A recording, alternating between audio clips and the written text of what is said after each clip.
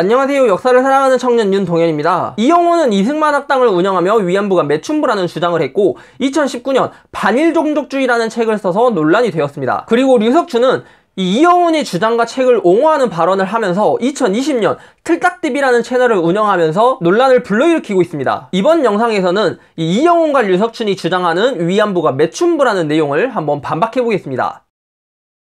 이영훈과 류석춘이 위안부가 매춘부라고 말하는 핵심은 바로 자발성입니다. 이 자발성을 설명하기 위해서 다음의 논리를 펼치는데요. 첫 번째는 위안부와 매춘부를 비교합니다. 예를 들어서 위안부나 매춘부가 그런 일을 한 이유는 돈이 없고 집안 사정이 어려워서라는 것입니다. 가정 형편이 넉넉했으면 그렇게 하지 않았을 것이라는 말입니다. 또 일반화 논리를 피하기 위해서 이런 말도 합니다. 위안부들이 모두 자발적으로 간 것은 아니다. 자의 반 타의 반이었다. 매춘부들이 하는 이유도 돈을 벌거나 욕구가 있거나 이유가 다양하다라는 것입니다. 두 번째는 전체 내용 중에 일부만을 이야기합니다. 예를 들어 위안부 피해자들의 증언 중에 일본에 가고 싶다, 나라에 도움이 되고 싶다라는 내용이 있다면 왜 일본에 가고 싶었는지, 그 도움이 되고 싶다는 나라가 일본인지 조선인지 말과 행동이 나온 맥락과 그 의도를 마음대로 해석하는 것입니다. 그런데 이 이영훈과 류석춘의 논리에는 문제가 있습니다. 피해자들의 강제 동원이 이루어지는 상황과 이 일본과 조선이 식민지배 관계라는 역사적 맥락을 이해하지 못하고 있습니다. 학교 선생님과 일본 순사가 위안부 피해자를 어떻게 유혹했고 일본의 식민지배가 왜 불법인지를 모르는 것입니다. 이것을 사회학에서는 헤게모니라고 하는데요.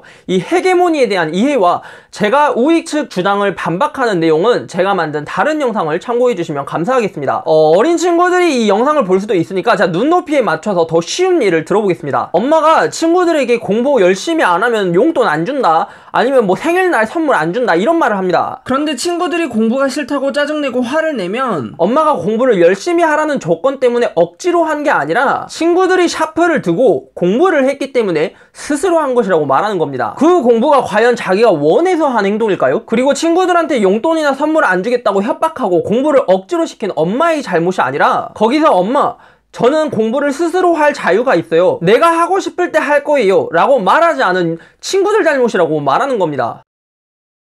이영훈과 류석춘은 두 가지 문제가 있습니다. 첫 번째는 사고 능력이 부족합니다. 이영훈과 류석춘의 주장을 살펴보면 위안부 피해자들이 일본에 간 이유는 가난해서라는 말을 합니다. 그런데 어느 정도 고등교육을 받은 사람들이라면 가난이라고 하는 가정환경을 원인으로 들었을 때 왜 가난했을까라는 근본적인 질문으로 시작하면서 그 시대는 어떠했는지, 그 시대를 살았던 사람들은 무슨 생각을 했는지 사고를 확장시키는 능력을 갖고 있습니다. 그런데 이영훈과 류석춘은 그런 수준이 안 됩니다. 두 번째는 공감 능력이 없습니다. 이영훈과 류석춘은 상대방의 입장에서 생각할 줄 모릅니다. 예를 들어서 위안부가 매춘부다라는 주장을 했을 때 위안부 피해자들이 그 말을 어떻게 받아들일지 모르는 것입니다. 자신들이 하는 말이 맞고 틀리지 않은데 자신들이 갖고 있는 표현의 자유보다 상대방의 인권보다 중요하다고 생각하는 것입니다. 하지만 자신들이 그런 비슷한 욕설이나 의혹을 들었을 때는 모욕감을 느끼고 상대방을 맹렬히 비난합니다. 이영훈과 류석춘이 상대방을 좀 더 존중하고 배려할 줄 아는 사람이 되었으면 좋겠습니다.